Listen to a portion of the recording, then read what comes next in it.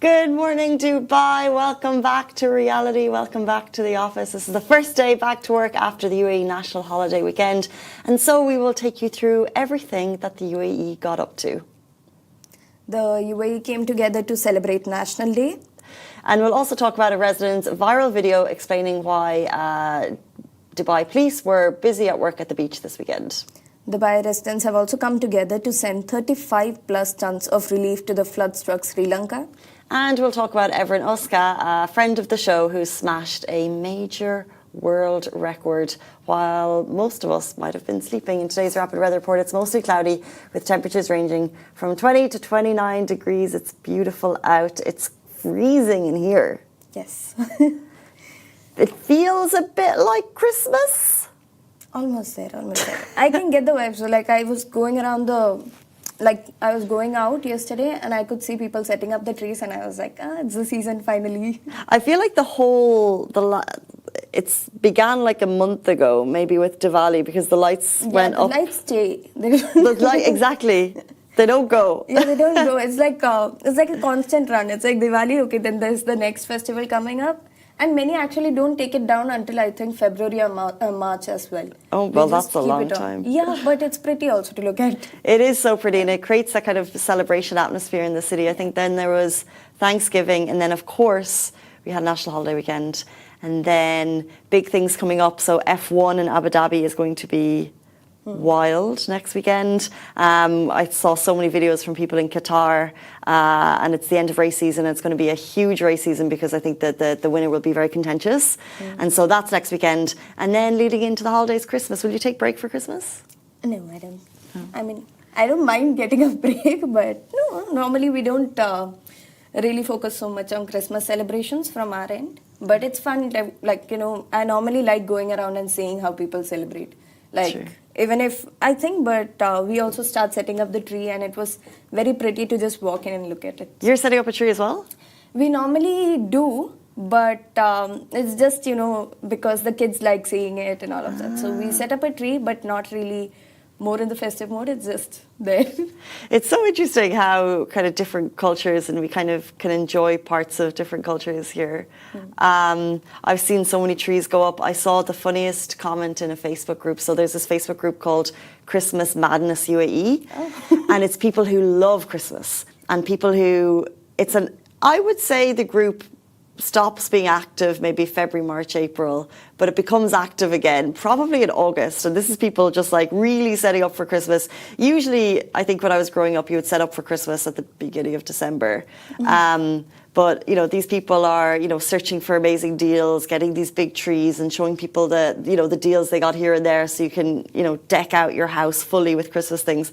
And I saw this comment and it made me laugh. It was a lady, she was saying she was at Dubai Hills Mall and she couldn't find great decorations in the stores that she had checked, but she said, maybe I'm too early, right? And this message, no, this was sent on December 1st. And she said, maybe I'm too early. And then the litany of comments was everyone in the group being like, girl, you're way too late. You've left it too late. There's none left. We've bought everything. Made me laugh. But yeah, Christmas trees going up, Christmas traditions. If anyone's watching the show, do you have any Christmas I think because Christmas is a very, it's tied to religion, but it's also very much traditions in households and countries. And so people celebrating Christmas in different countries will have very different traditions, I think. Just a question before that, have you already bought your ornaments or are you also late to the party?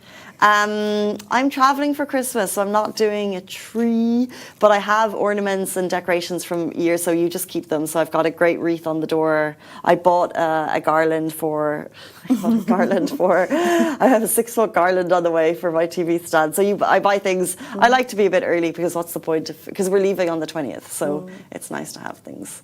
Send us your favorite Christmas traditions so we can learn what you guys are doing for Christmas. I think it's just the food for me. Food is the main part of festivities. Yeah. It truly is. But yeah, Christmas is not long away, and the city is shining with just so many celebrations. But let our first story be, of course, the celebrations that have just completed. The UAE came together to celebrate National Day weekend. So this weekend, families, friends and communities across the country raised the flag with pride as we celebrated the place we all call home. There were street celebrations, citywide, countrywide fireworks, and of course, what you're seeing now, the incredible inauguration of the Zayed National Museum. So His Highness Sheikh Mohammed bin Zayed Al Nahyan, the UAE President, was joined by the Supreme Council members, rulers of the Emirates, Crown Princes, deputy rulers, and sheikhs at the official ceremony marking the UAE's 54th Eid al-Ittihad, held under the theme United. The event was in fact live streamed, so you can catch it across the official Eid al-Ittihad platforms, giving everyone in the UAE, wherever we were, the chance to join in the celebration. You can catch it on YouTube right now. As well as that, the UAE National Orchestra made its debut performance, and it was super powerful and captured the spirit and unity of the nation. Creative and technical teams brought the UAE story to life through a stunning visual journey. Light shows, traditional Emirati-inspired costumes, orchestral pieces and folk performances. There were artists of all ages and backgrounds who took part in the occasion, and they were honoring the generations who helped shape the country.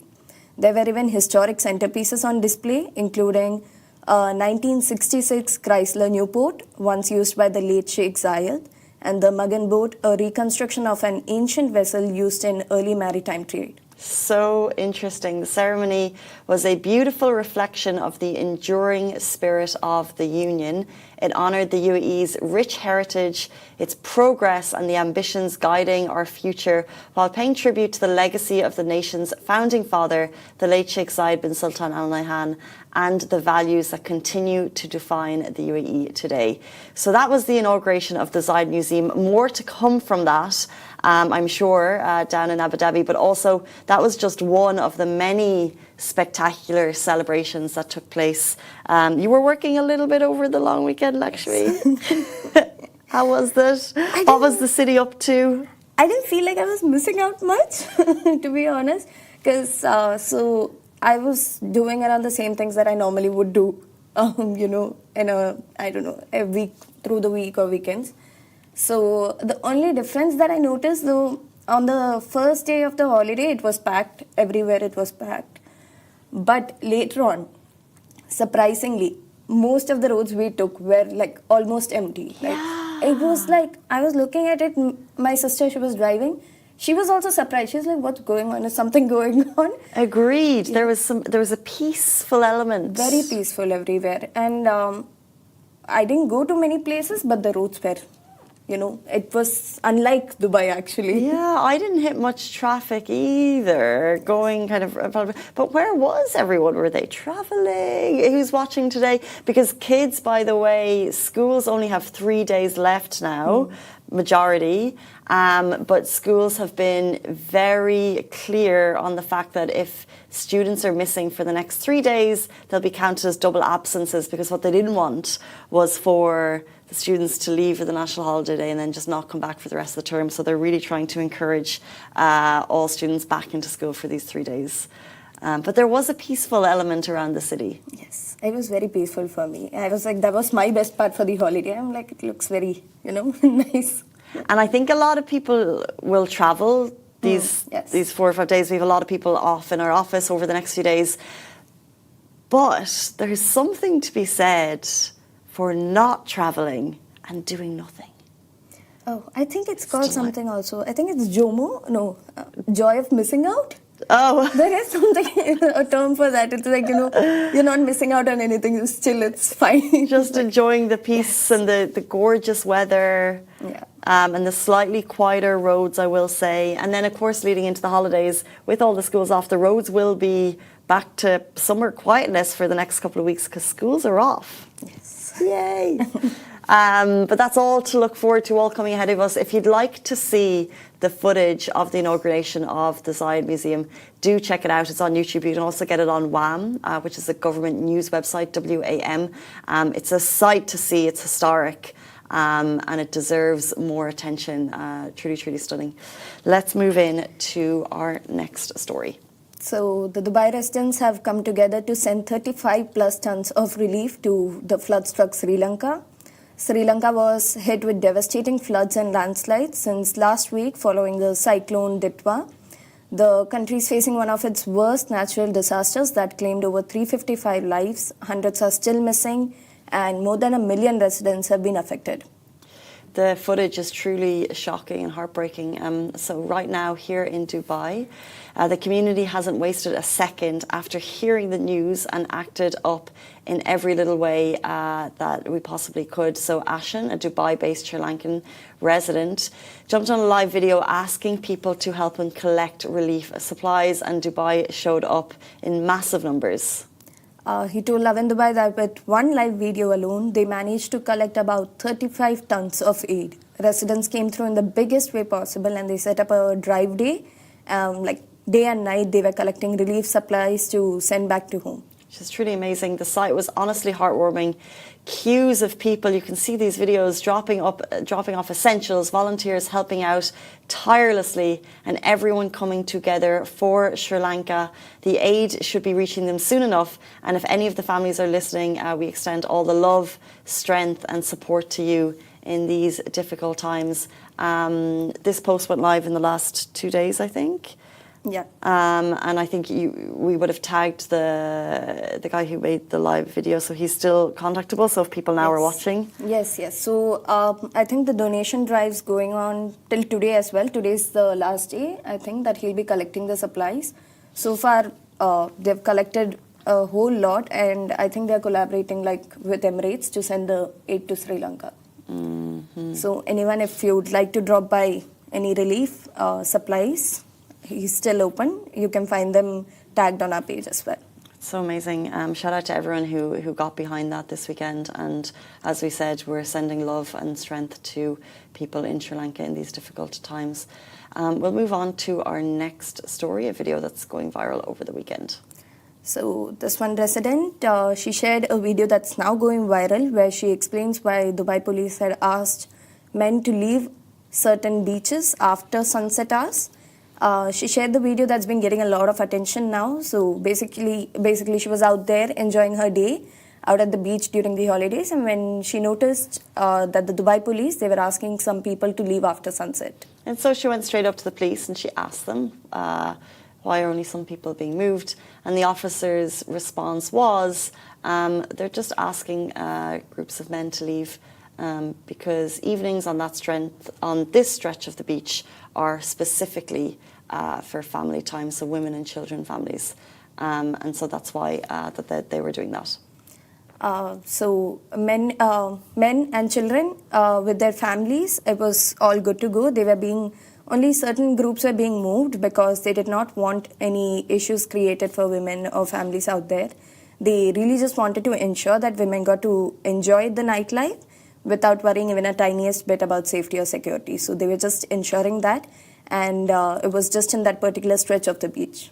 The resident ended the video saying how much she admires the role as a woman. She also found one more reason to fall in love with Dubai because, in her words, people are kind, courteous and actually very respectful to women, creating a zero-worry environment for families and women, which is amazing to see. Let's jump into our next story. A friend of the show, because we had him on the show right before he jumped into this world record, and you can see him behind Lakshmi there, celebrating. He just smashed a new world record. So he is an ultra runner, ultra marathoner, ultra everything. Evren Ozka has officially done it again. After a whopping 630 kilometers, he smashed yet another record. He ran through Qatar, Bahrain and the UAE. He kicked things off with 190 kilometers in Qatar, powered through 60 kilometers in Bahrain in just 6 to 7 hours, and then he took 9 well-earned rest days and then wrapped it all up with 5 consecutive days of running across the UAE. This is an incredible feat of endurance, determination and pure grit. And just to highlight, so he's actually gotten the world record. So if you're looking to challenge yourself, guys, in the next couple of weeks, months, while the weather is still good, Evren has gotten the world record for running across the UAE, so running across 7 Emirates. And it took him 5 days, 11 hours and 18 minutes. And the current, he was the previous owner of the world record, and the previous time was 5 days, 11 hours and 39 minutes. So that's your time to beat, guys. Yes, Michael, 5 well done days, him. 5 days, 7 Emirates. It's unfathomable for the likes of me to comprehend actually managing to do it. But usually when you see these types of endurance challenges, at the end they're really just getting to the finish line. This is the video that was just behind us at the beginning, that shows the celebration, and he is full of energy. Yeah, I don't know how. I really, if I was running for 5 days, I don't think I'd have that kind of energy whatsoever. I'd be just lying down there like, okay, now some support, please. But Evren, I would be the same actually. And Evren has a really cool story in that, you know, like we all go through, you know, small personal struggles. He wasn't feeling his fittest. He was probably turning a little bit to substances that didn't weren't great habit forming, and so he wasn't his best self. And I think we could all draw a bit of inspiration from that because, you know, he looked at, I think, how he was with his family. He's got young kids, and he decided to make a change. And so every endurance challenge that he does, his main purpose is just kind of, you know, showing up for his family and being like, I can do this, and just kind of, you know, showing the rest of us what is really possible if we just do a little mindset shift. So if you're heading into the new year and wanting to the New Year resolutions. If you want a New Year's resolution, check out Evren's page on social, and you might draw some inspiration there, I would say. And that brings us to the end of the Lovin Dubai show on this Wednesday morning, right after the holidays. Lakshmi, thank you so much for joining me. Thank you for having me here. Of course, and we'll see you all back here tomorrow morning, same time, same place. If you missed the show and want to listen later, you'll also find it on podcast, wherever you get your podcasts from. Enjoy your day. We'll see you tomorrow. Bye-bye.